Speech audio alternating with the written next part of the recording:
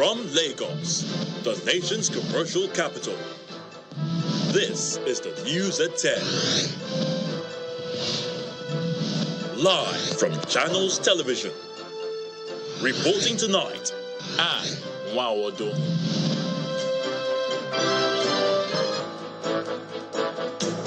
Hello and welcome. Tonight, a day after the collapse of St. Academy in Jos, Plateau State, Governor of the state, Caleb Mutfwang, visits the premises, begins investigation into the incident, shuts down the school, and orders a 3-day mourning.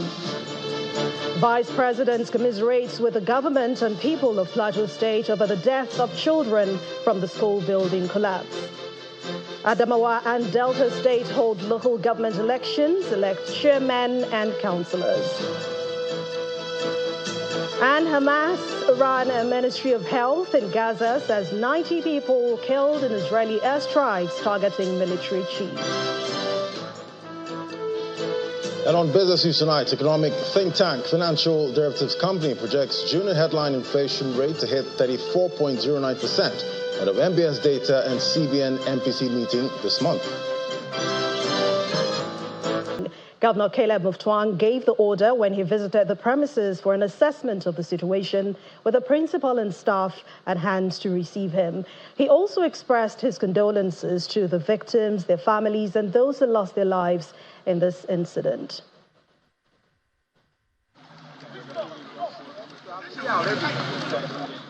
24 hours after the collapse of a building housing St. Academy School, which claimed over 20 persons and injured several others, Governor Caleb Mutfwang visits the site for an assessment of the situation.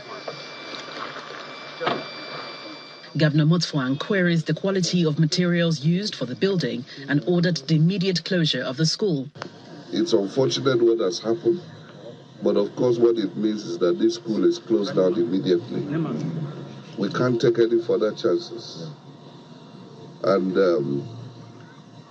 we need to send this message, particularly to owners of private schools. The drive for, the motive for profit must not overshadow the safety of lives.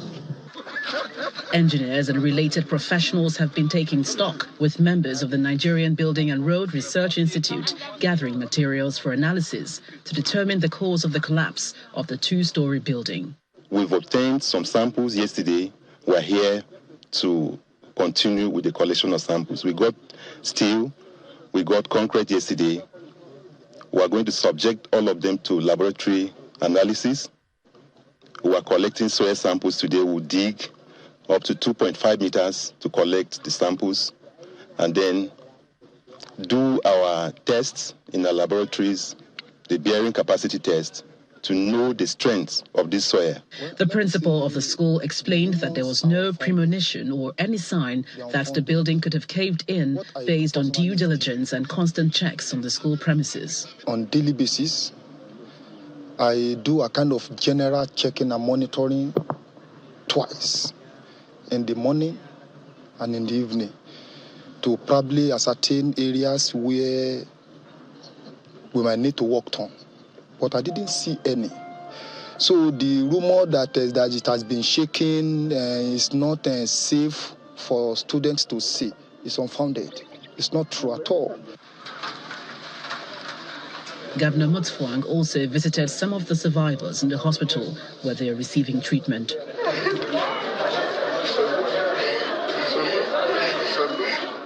We'll continue this process of engagement and comforting one another until God brings comfort to the families who lost their dear ones. As a government, we have undertaken to bear the medical bills of all the victims in the hospital. We'll do the best we can to ensure that they get the best of medical care. The Plateau State government, in addition to the closure of the affected school, has also ordered an integrity test on both private and public schools in the state to ensure the safety of lives and property. To another building collapse, this time all 4 persons trapped in the 2-story building in Kubwa, Abuja, have been rescued. At about 6:45 a.m., the FCT Emergency Management Department was notified of the incident by passers-by and also received a distress call. 2 of the victims have been taken to the Kubwa General Hospital. The collapsed building contained 45 self-contained rooms, previously used as a hotel before it was converted for residential purposes. The Director General of FEMD, Mrs. Florence Wanegime, has appealed to developers to follow the building code strictly and avoid the use of substandard materials. This is what is left of a 2-story building in the Phase 2 Site 2 area of Kubwa, a suburb of the Federal Capital Territory. The building caved at about 6:45 a.m. on Saturday. And officials of the FCT Emergency Management Department, National Emergency Management Agency, FCT Fire Service, Federal Road Safety Corps, the Civil Defense Corps, and the Nigerian Police were at the scene to conduct rescue operations. The operations led to the recovery of 3 persons in the first instance. You can see there's security here now. The hotel is safe, the remnants of the building is safe, and we will ensure security.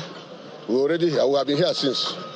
So we are the first to be here before we call Nema and all these our brothers and Zeba Seed that is helping us.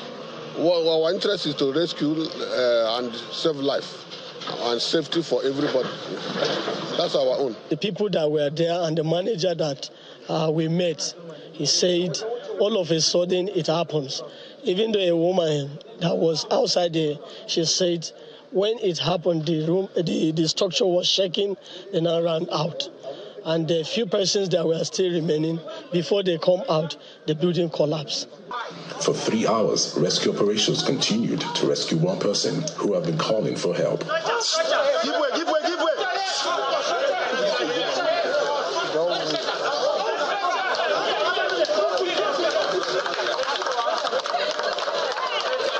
The occupant of the building, a lady, was eventually rescued and taken to the hospital.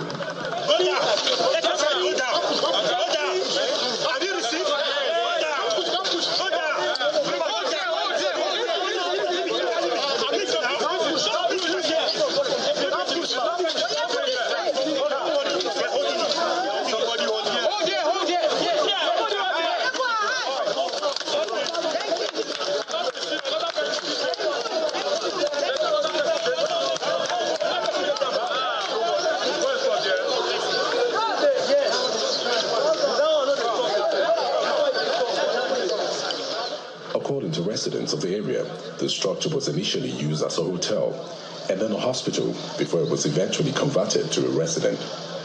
The quality of the material used for building is called to question.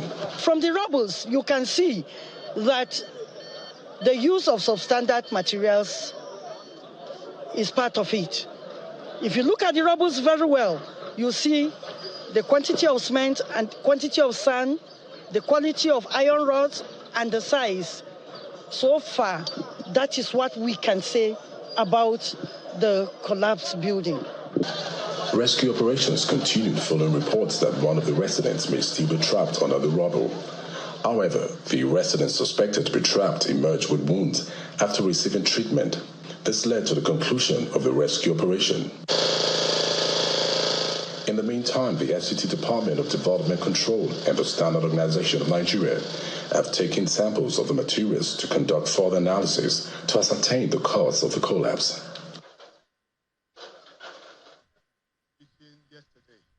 I reminded him that has mourned the death of the children who were killed when a school building collapsed in Jos, the Plateau state capital. He condoled with the parents of the slain pupils and observed a minute's silence for the departed.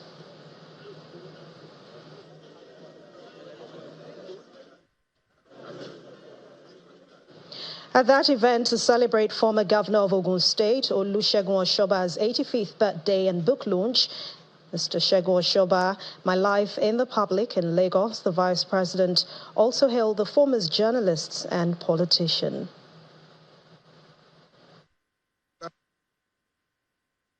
I am honored to share in the joy of the public presentation of Aremo Olusegun Oshoba's book, My Life in the Public Eye. Chief Oshoba, whom I fondly call Aremo I, is a notable figure in our country, having excelled in various fields. In his journalism career, he achieved great success, and his contributions to politics have been remarkable.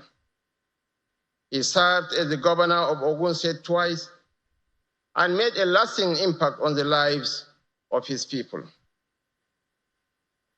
One of his most notable achievements was his role as a leading figure in NADECO, where he fought for democracy alongside others.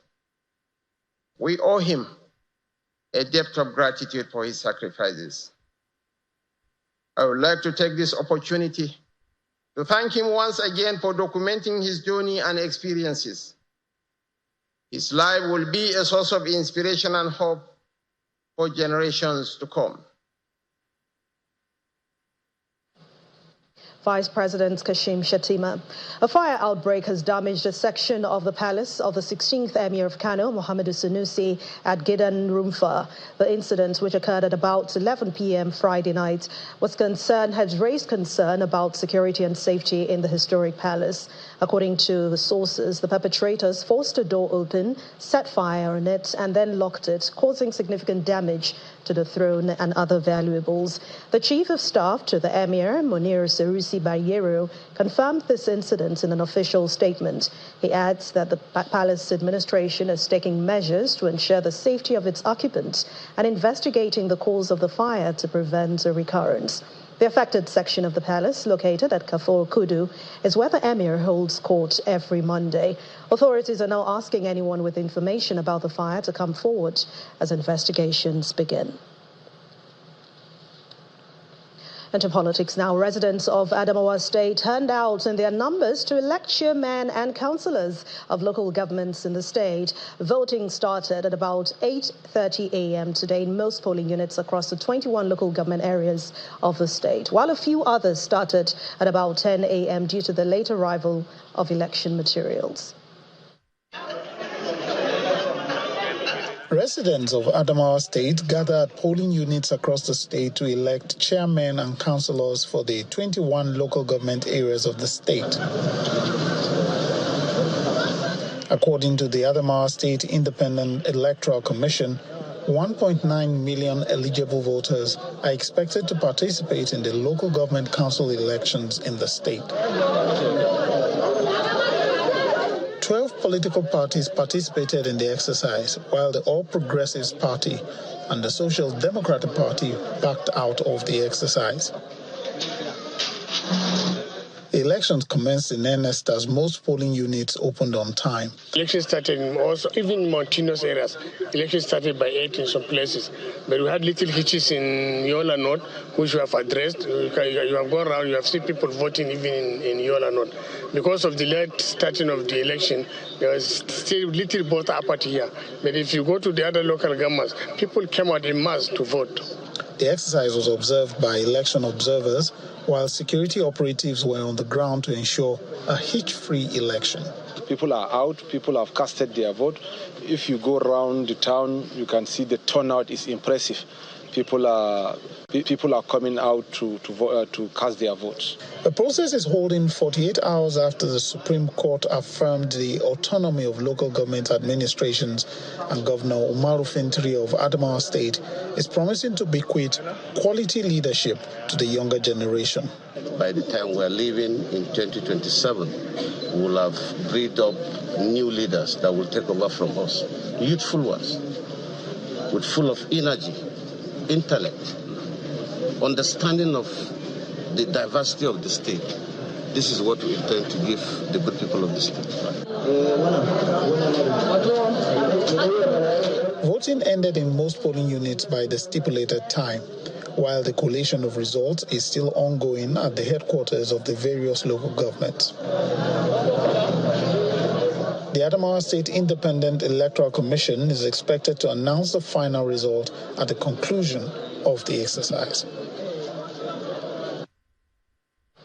In part two, after the break, the 2024 edition of the Leadership Conference holds at the Civic Center in Victoria Island, Lagos.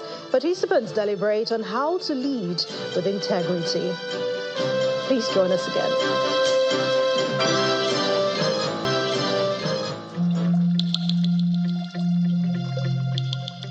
The Duchess International Hospital caters to every aspect of the family's health needs. A one-stop shop for maternity and child health services, emergency medicine and critical care, medical and surgical subspecialties, dental and eye care, and a range of other subspecialties and services, all available at a single location right here in the heart of Ikeja. And it really doesn't matter if you're paying out of pocket using your HMO or private insurance. We focus completely on providing that world-class affordable healthcare for all the family at all times.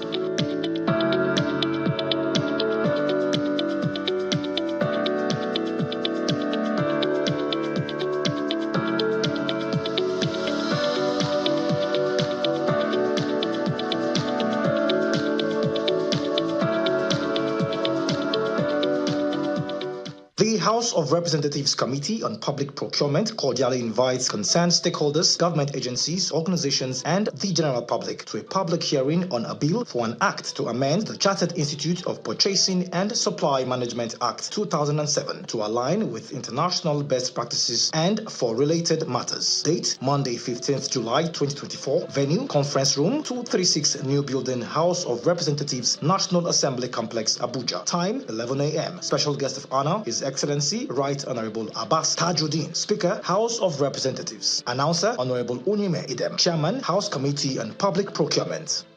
Delta states hold local government elections for chairmen and councillors. And Hamas-run Ministry of Health in Gaza says 90 people were killed in Israeli airstrikes targeting military chief.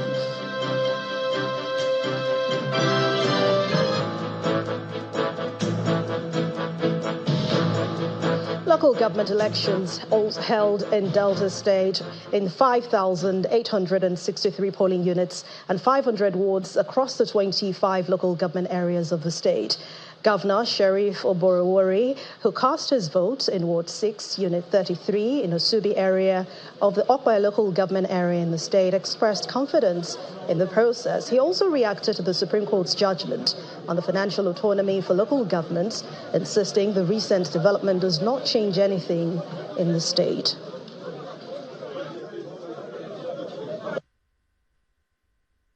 I came through that same process of free and fair election. And with all the opposition, I won with very high margin. So I am assuring Delta that this election is free and fair. I've been up since, monitoring the process, and now I'm here to cast my vote. I've casted my vote. I'm sure I will be victim of PDP by the grace of God. Then on the issue of the judgment, Supreme Court giving judgment, but you can see that we believe in that same process. That's why when I came in, I did not constitute a transition committee, not here in Delta State. I'm not in support of transition committee, and the HPM are the one handling the place, and they were given 3 months, and they enabled us to do election. And today, by the grace of God, we are doing our election today. By early next week, those won will be sworn in by the grace of God. So on the issue of the Supreme Court judgment, it did not affect the Delta State, because Delta State we don't tamper with local government money. As we speak, the money for the past 3 months is still there. So whether the judgment Supreme Court say they should have autonomy, I believe in financial autonomy. As a former speaker, we are in the front of the issue of financial autonomy for the legislature and for the judiciary. So those judgments now affect the Delta State. Let's head to the courts now. The Court of Appeal has dismissed the petition filed by the Labour Party and its governorship candidate, Eradiri, challenging the emergence of Mr. Duyediri of the People's Democratic Party as governor of Bayelsa State. The 3-man panel held that the tribunal was right in dismissing the LP's petition for lacking in merit. The court held that Mr. Eradiri and his party failed to prove allegations of non-qualification and certificate forgery against Governor Diri and his deputy as contained in their petition. It also held that the tribunal was right when it held that the appellant's petition was abandoned, having not been signed by either the petitioners or the council as required by law. The court noted that the issue of attachment of alleged forged documents to Form EC8 submitted to INEC by the third respondent is a pre-election matter which should not have been brought to the tribunal. The panel, however, awarded the cost of 200,000 naira against the appellate in favor of each of the respondents in the appeal.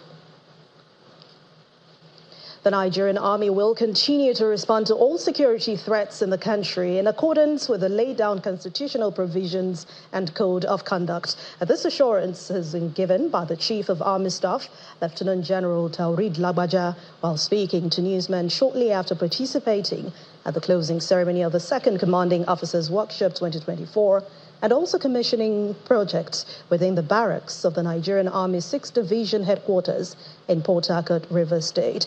Lieutenant General Lagbaja was speaking on the background of the security threats in the southeastern region of Nigeria, where some soldiers were killed recently by unknown gunmen. Our correspondent Deborah Agbalama reports. The Chief of Army Staff, Lieutenant General Taurid Lagbaja, on arrival, is received by the General Officer commanding the 6th Division of the Nigerian Army, Major General Jamal Abdul Salam, and other senior officers of the division. Next, he inspects the quarter guard.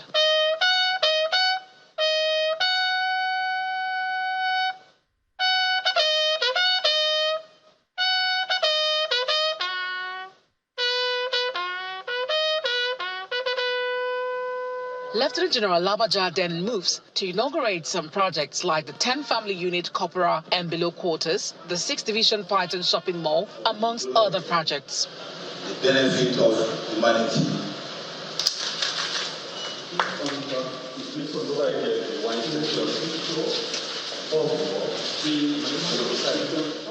Addressing journalists after inauguration of the project, Lieutenant General Lagbaja speaks on the current security situation in the southeast and how the army has maintained peace in the south-south region. For all threats to security, the army will respond appropriately. For people who are carrying military-grade weapons openly, the troops will respond with force to protect law-abiding citizens, to protect our equipment that are deployed in the population space, and to secure their own lives. And so what has happened with the attacks on the troops in the past, I believe is a one-off thing. But the troops will continue to operate within this environment to ensure that peace is sustained. At the closing ceremony of the 3-day Second Commanding Officers Workshop, the Chief of Army Staff explains the relevance of the training at this time. During the workshop, discussions focused on tactical level command and leadership in the contemporary security environment, implementation of the Nigerian Army's Training Directive for 2024, emerging administrative issues in units, civil-military cooperation, equipment maintenance, digital transformation and innovation, and career planning. Before he takes his leave, Lieutenant General Lagbaja demonstrates his support for the biodiversity tree planting project by the division by planting a tree. Deborah Balama, Channels Television News. As part of efforts to address the leadership deficit in Nigeria, the Lagos Leadership Conference 2024 has brought together aspiring leaders who want to create a niche for themselves in their various domains. The convener of Lagos Leadership Conference, Mr. Charles Monday, says that LLC is marking 20 years of great impact in building leadership capacity. He also used the opportunity to appeal to citizens holding leadership roles to show integrity in order to have a better country. It's the 20th edition of the Lagos Leadership Conference. Participants converge on the Civic Center, Victoria Island, for the annual interactive session. We thank the Lord for sustaining us through 20 years, uninterrupted years of consistently impacting lives in the realm of leadership. For 2 decades, the was in the realm of leadership, and this year is no exception. Individuals holding leadership positions in various sectors deliberate on how to lead with integrity. Leading with integrity for us is actually tied to the vision of unarguably one of the greatest leaders, David. So for anybody to lead well, there must be primarily, number one, integrity of heart, and there you need to have skills. First up is a former chairperson of the board of Access Bank, Diri Awushika, who harps on what it takes to lead without blemish. True leadership is not about the speed at which we reach our goals, but the steadfastness with which we uphold our principles along the way. Leading with integrity requires courage, resilience, and a commitment to doing what is right, even when it is not the easiest path. And above all, we need the fear of God. And Chairman of the Economic and Financial Crimes Commission, Mr. Ola Olukoyede, is next, and he raises concerns about the issue of corruption and how it affects governance. The great albatross we have in our system is what we are talking about now, the issue of integrity. Because if you don't have integrity, there's no way you will not be corrupt. We are just established what I call the Directorate of Fraud Risk Assessment and Control. We are going into the MDAs. We have over 700 of them. So we are going to go into their process for award of contract and procurement activities. But again, the issue is if I am not there as an investigator or a prosecutor, you are there as a responsible Nigerian. So that when you see something, you say something.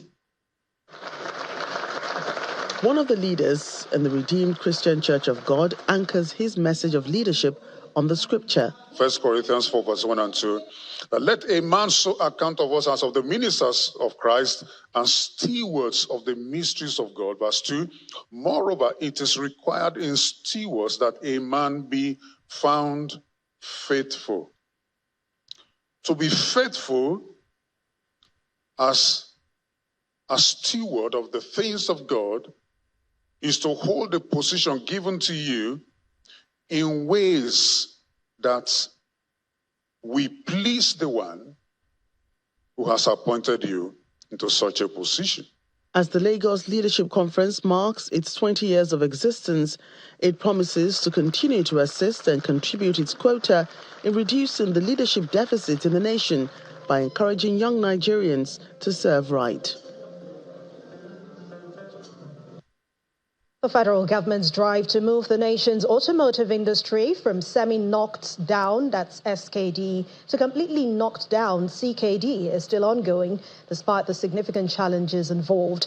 The Director General of the National Automotive Design and Development Council, Mr. Joseph Osakwini, emphasized this during the recent inspection tour of various Vehicle Manufacturers Association facilities in Lagos. Our correspondent Chris Illems reports that the visit gave manufacturers an opportunity to discuss the obstacles and the potential for realizing the vision of the automobile industry, including the CNG initiative.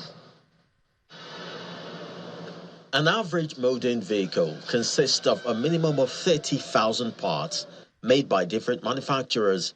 And Nigeria is beginning to think in the direction of majoring in building at least one of these many components using local contents and thereby creating jobs. This is part of the plan of the federal government towards developing the automotive industry in the country. For this reason, the Director General of the National Automotive Development and Design Council visits some manufacturers in the sector in a bid to have an idea of what they have in stock.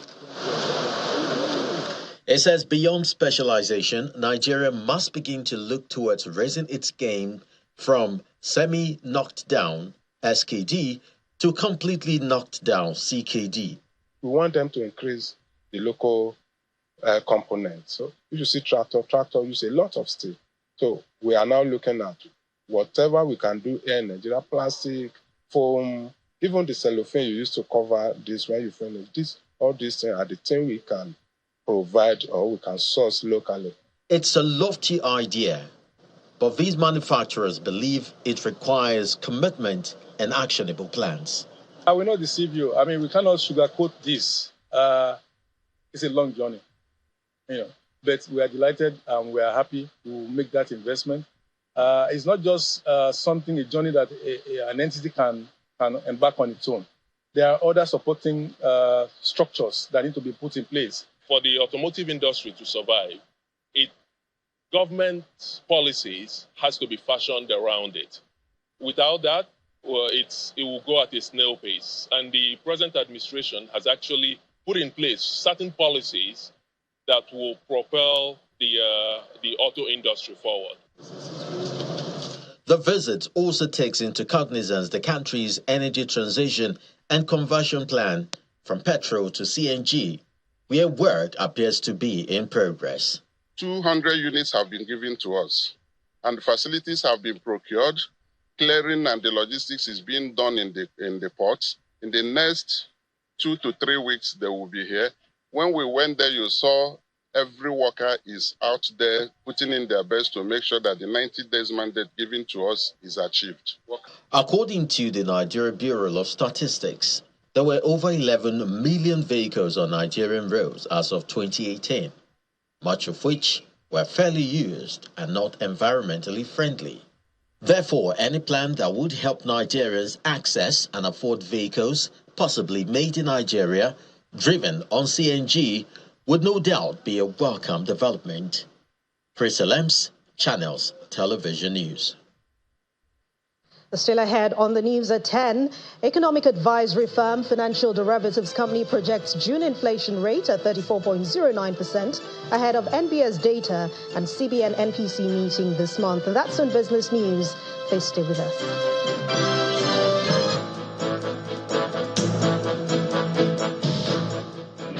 It's a fast beat, unpredictable and full of surprises. The unforgettable moments, unprecedented passion, the victories and defeats in the world of sports makes it engaging. Fasten your seatbelts as we take you through every update in the news and on our shows. We define the moments of true sports. Join us. Modern lifestyle requires a lot of energy, backed up by intense production processes, which impact the environment in more ways than one. The world has realized that you cannot deal with climate change without looking at loss of biodiversity. On Echo Africa, nature speaks and the discerning mind becomes champion of sustainable living. One thing we want to do is to change public behavior around recycling. Watch Echo Africa on Channels Television and find out what nature is saying.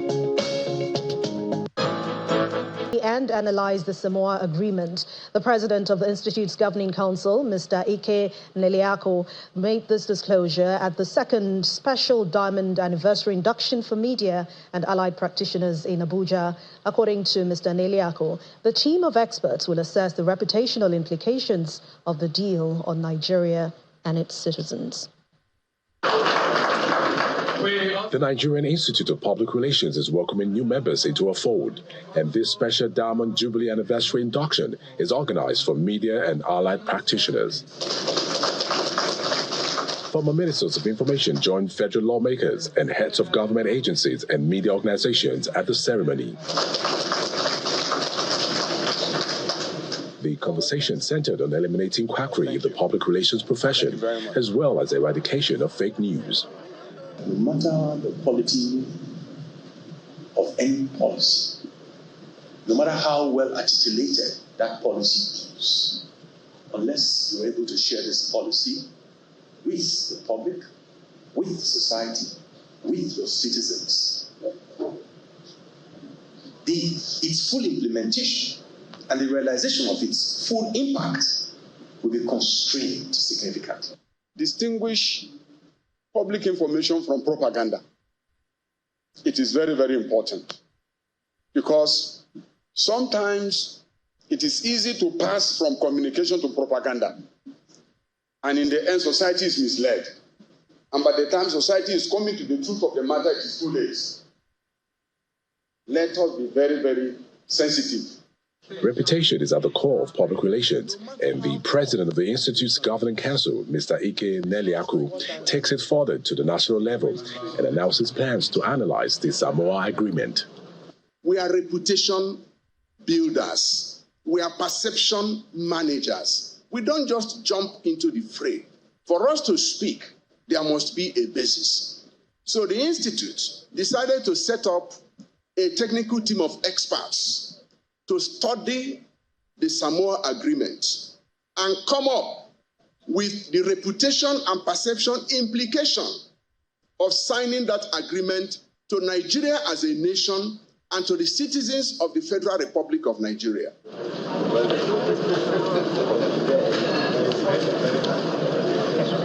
A former Minister of Information, Mr. Chukwuemeka Chikelu, is awarded a Fellow of the Institute, while 540 journalists and allied media practitioners were inducted as associate members of the Institute. The United Nations coordinator in Nigeria, Mr. Mohammed Fall, has commended the Enugu State Governor, Peter Mbah, for his commitment to developing the education sector. Mr. Mohammed was speaking at the courtesy call on the governor at the government house in Enugu, the state capital. He commended him for his devotion to education, noting that it is essential to focus on the sector as it has the capacity to bring people out of poverty. In his response, Governor Peter Mbah said that his goals aligned with the United Nations SDGs, and he called for strong partnerships to enable government to deliver on its mandate.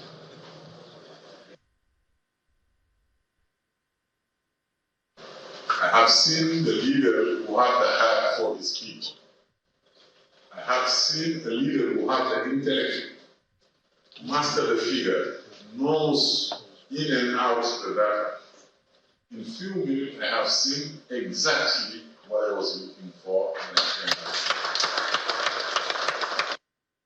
The other point I felt that was important for me visiting Enugu was also to showcase that if we want, we can make it. And to make it doesn't take, unlike what we think, that much resources. You have just demonstrated to me how from increasing the efficiency on the budget management, you lifted up education in a way that you don't even see sometimes in developed countries. To the point that I was saying, even if you can retain the school and the children late in this argument, I want to go and visit those smart schools. Because what I'm looking for as we speak is an example of a leadership. I feel so humbled that I am today receiving a representative of such a great organization, which to us typifies our humanity and indeed resilience.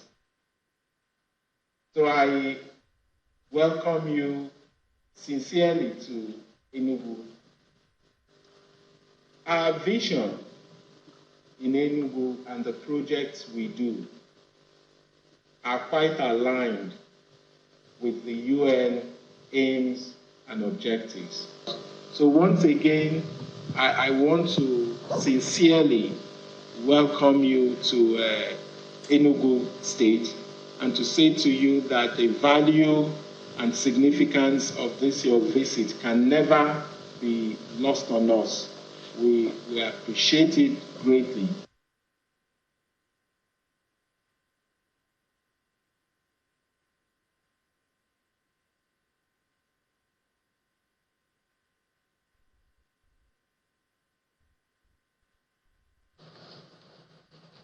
Ogoni youth leaders in River State say they will continue to resist the resumption of the non-Ogoni project coordinator and will occupy the premises of the Hydrocarbon Pollution Remediation Project HYPREP to obstruct his resumption. And this is coming after the President, Bola Tinubu, approved the appointment of Dr. Olufemi Adekombi as the HYPREP new project coordinator. He is a former commissioner for special duties, culture and tourism in Ondo State and a member of the Nigerian Environmental Society, NIPR. More security personnel have arrived at HYPREP's premises to keep the peace, and the River State Commissioner of Police, Olatunji Disu, says that no protester will be molested as long as they conduct themselves properly.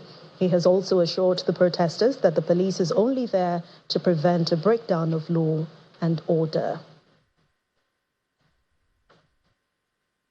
And an officer of the Nigeria Customs Service has been shot dead by a suspected smuggler who was trying to escape being arrested by operatives of the service in Jigawa State. According to the statement by the Public Relations Officer, Federal Operations Unit Zone B of the Nigeria Customs Service, Issa Sulaiman, the victim, Hamza Ilenwo, an inspector of customs, was killed by the suspected smuggler on Friday, July the 12th, at the Chalafia along Daura Kano Road in Jigawa State at the stop and search operation. He says the incident occurred when a driver with a vehicle suspected to be smuggled into the country hit the officer while trying to evade arrest. The late customs operative was rushed to the General Hospital in Kazori and later transferred to the Federal Medical Center, Katsina, where he was pronounced dead. The controller has vowed to ensure justice is served, as one suspect has already been arrested and is in the custody of the Nigeria Police Force in Giwa Division in Jigawa State.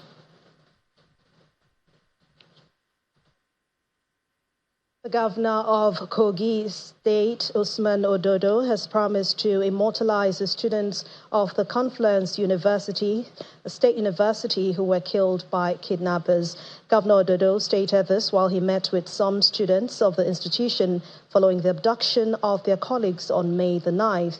He also promised to complete the perimeter fencing of the university within 16 weeks and make education accessible to the youth.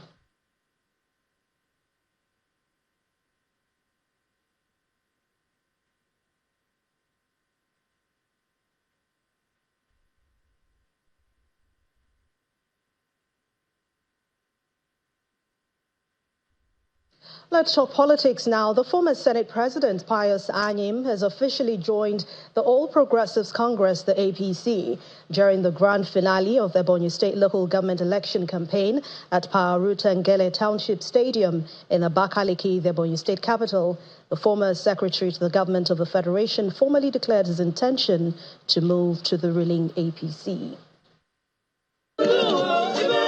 The All Progressive Congress, APC, in Ebonyi State on Saturday received defectors from the People's Democratic Party, PDP, Labour Party, LP, the All Progressive Grand Alliance, APGA, and other political parties in the state. The event, which took place at the Paarutangele Township Stadium, witnessed thousands of supporters of other political parties declaring their support for the APC. Former Senate President, Senator Pius Anyim, who officially joined the APC, said that the party has rolled out people's-oriented policies, which is manifested in the state through President Bola Tinubu's Renewed Hope Initiative and the leadership of Governor Francis Nwifuru. I have the mandate of the good people of Ebonyi State to present to the National Chairman and members of the National Working Committee of All Progressive Congress our political resolutions as follows. We have resolved to collapse the whole of Ebonyi State into one political family. And that political family is All Progressive Congress, APC. Ebonyi people not be so. The national chairman of the party, who happily received the defectors, called on more people to join the party, stressing that marginalization has ended.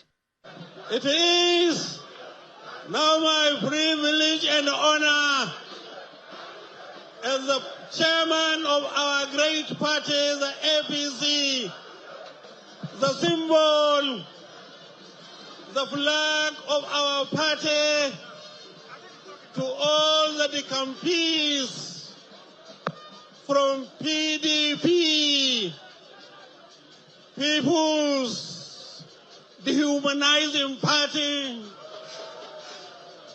led by our former Senate President and Secretary to the federal government, Senator Pius Anyim Pius.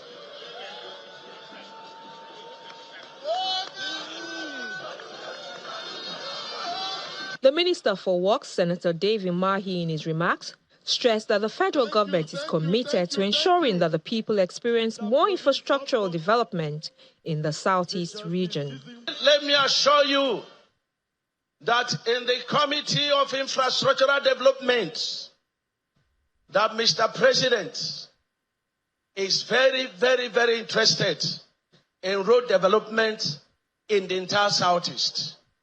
And the three legacy projects of Mr. President, one is passing through Southeast.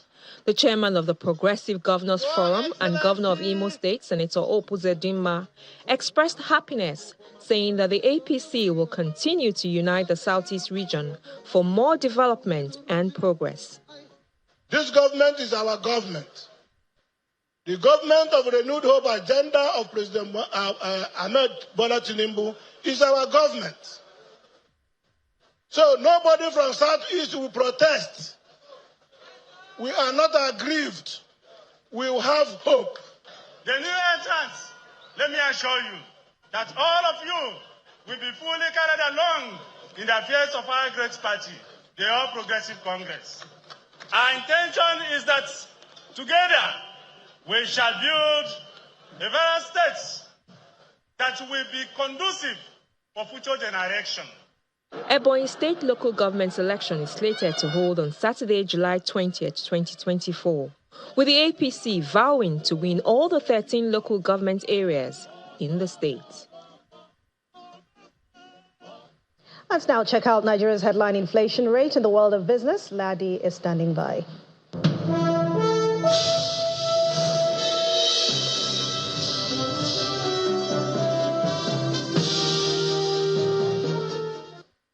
Thanks, Anne. Well, Nigeria's headline inflation rate is expected to climb higher to 34.09% in June, up from the current 33.95% recorded in May. This is according to economic think tank and advisory firm Financial Derivatives Company. The latest forecast, which comes ahead of the official inflation report set to be released by the NBS on Monday next week, will mark the 18th consecutive monthly increase and a new 28-year high in the level of the country's inflation if it matches the official data. And President Bola Tinubu has approved the appointment of Ms. Omolola Bridget Oluwarano, a finance and banking expert, as the new Director General of Nigeria's pension industry regulator. That's the National Pension Commission. According to a statement from the presidency, the appointment takes immediate effect and is subject to confirmation of the Senate. In a related development, the president also appointed new leadership for the National Pension Commission, PENCOM, Infrastructure Concession Regulatory Commission, ICRC, National Agricultural Land Development Authority, NALDA, and the Code of Conduct Tribunal, CCT, among others. And following the recent directive from the central bank for various commercial lenders to raise their minimum capital requirements, Nigeria's capital market is beginning to witness a recovery in the public offers by banks after nearly 2 decades. The most recent include the hybrid offer from Fidelity Bank, a public offer from GTCO, and the rights issue by Access Corp. In an interview with Channels Television, the MD/CEO of the Central Depository Clearing System, Mr. Haruna Ajalo Waziri, says he's optimistic that more companies will carry out such activities in the second half of the year. When the first banking consolidation happened, where capital was raised during Soludo's time, that process by the banks actually added about 5.7 million new accounts at the CSCS. This was 2007, 2004, 2005, 2006. Now imagine what would happen right now, where the banks are 28, the system is more robust, we now have technology, it's not paper. What I can say is that this is very good for the market.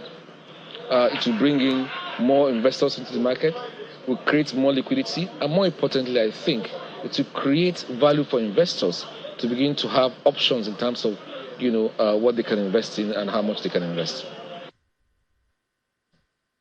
And the foreign exchange trading at the FMDQ exchange closed positive for the week as the total turnover of forex transactions carried out rose to $1 billion as of July the 12th. This amount represents a 38.72% week-on-week increase against the $795 million recorded last week. According to the FMDQ, the week-on-week increase in total turnover was largely driven by a 39.46% increase in FX spot turnover. And that's it for me on business news. Let's hear sports now from Victoria.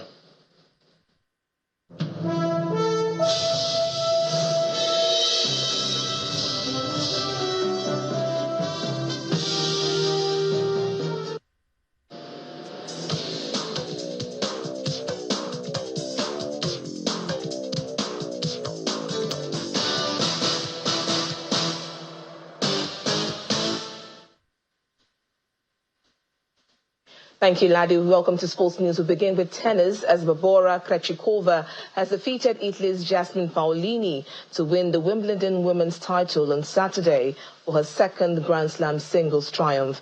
Krejcikova earned a 6-2, 2-6, 6-4 win over Paolini after 1 hour and 56 minutes to add the 2024 All England Club crown to her 2021 French Open victory. Her win comes 26 years after her mentor, Yana Novotná, who died in 2017, claimed the Wimbledon title. She also joins Petra Kvitova and Markéta Vondrousova as Wimbledon winners from the Czech Republic.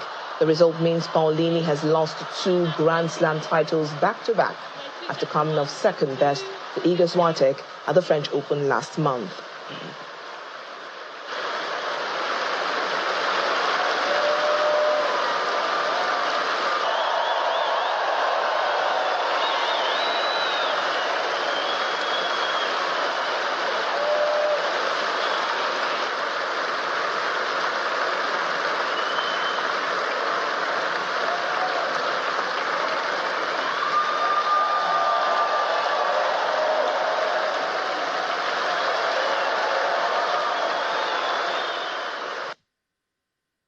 Meanwhile, Barbora Krejcikova has paid an emotional tribute to her childhood mentor, former champion and late coach Yana Novotná. Speaking on center court after her Wimbledon women's title win, Krejcikova recalled how she once dropped a letter off at Novotná's house, seeking direction on her tennis career from her fellow Czech.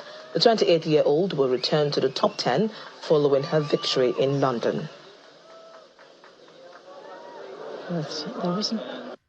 I mean, during the period when I finished juniors, I didn't know what I should do, if I should continue and play pro, or if I should, go the way of education. And Jana was the one that told me that I have the potential and that I should definitely turn pro and just try to make it. And I mean, before she passed away, she told me to go and win a slam. And I mean, I achieved that already in Paris in 2021, and it was an unbelievable moment for me. And I never really dreamed of that I would win the same trophy as Jana did in 1990.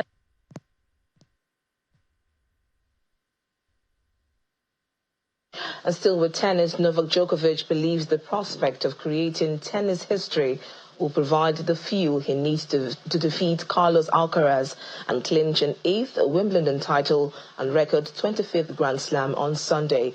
Just 5 weeks after undergoing surgery on his right knee, 37-year-old Djokovic can become the oldest Wimbledon champion of the modern era and avenge his heartbreaking 5-set loss to the Spaniard in last year's final. Djokovic will be playing in his 10th Wimbledon final and 37th at the 75 majors in which he has played. A 25th Grand Slam title will be an all-time record for men and women, snapping the mark of 24 he shares with Margaret Court. And Carlos Alcaraz wants to play his part in a perfect sporting Sunday for Spain as he targets Wimbledon final victory against Novak Djokovic before his country faces England in the Euro 2024 title match. Alcaraz faces a repeat of last year's Wimbledon final when he meets seven-time champion Djokovic on centre court hours before Spain plays England in the Euro 2024 showpiece in Berlin. The 21-year-old has been in contact with Spain's players during the Euros and hopes to kick off a golden day for his country by lifting the All-England Club trophy.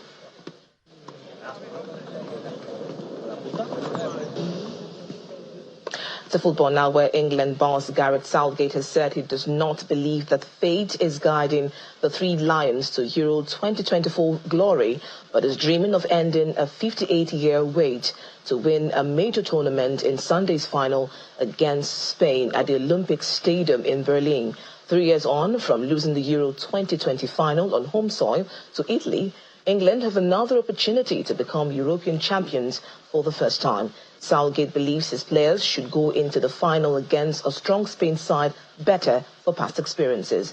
England forward and captain Harry Kane says they are feeling more at home.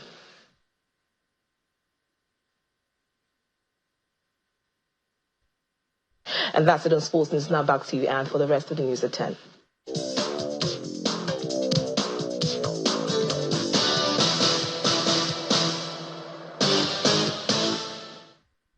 Thank you, Victoria. Outside our shores, Hamas's health ministry is accusing Israel of killing 90 Palestinians in an area designated as humanitarian in Gaza. According to the health officials, more than 280 people were also injured in the Al-Maswasi area near Khan Yunis, which is the Israeli military labeled humanitarian, asking Palestinians to seek shelter there.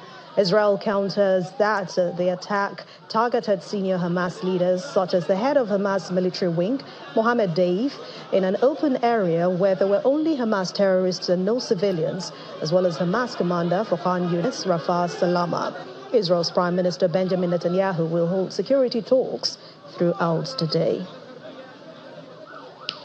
Actor Alec Baldwin burst into tears when the New Mexico judge dismissed the involuntary manslaughter case against him for the fatal shooting of cinematographer Helena Hutchins. The trial collapsed 3 days into hearing at a court due to the evidence that police and the prosecution purportedly hid, which could have been beneficial to Mr. Baldwin. A key suspect and aspect of that case is how bullets, which the actor's lawyers claim could be related to Ms. Hutchins' death, were filed in a different case with a different number. It is the second time the case against the actor will be dismissed since October 2021, when the shooting occurred, and he will not be tried again. On Monday, I will take care of the jury. Go ahead. Thank you all for your help. Stay well, okay? And the main news again. Governor of Plateau State Caleb Mutwang today visited the site of the collapsed Saint Academy in Jos, where about 22 students lost their lives with several others injured, ordered the closure of the facility. We also told you that the Vice President Kashim Shettima celebrated the former governor of Ogun State, Olusegun Oshoba, on his 85th birthday. And Hamas-run Ministry of Health in Gaza said 90 people were killed in Israeli airstrike targeting military chief. And that's the news at 10 tonight. Thank you so much for watching. I'm Anne Nwaudu. Good night.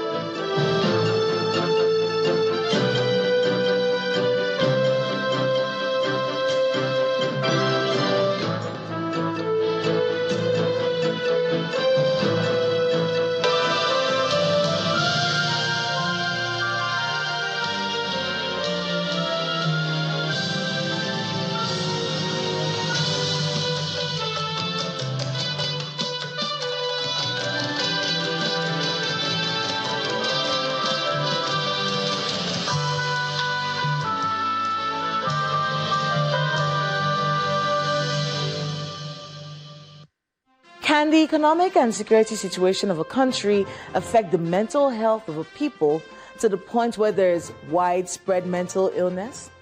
My guest provides us some insight on why we are focusing on mental health, mental well-being, and mental illness. This week, A man climbed a mast at the ASO radio office in Abuja and threatened to commit suicide if a few government policies which he outlined are not addressed. Now, this story threw up so many questions, which we will be addressing in our focus on the FCT right after we're done with the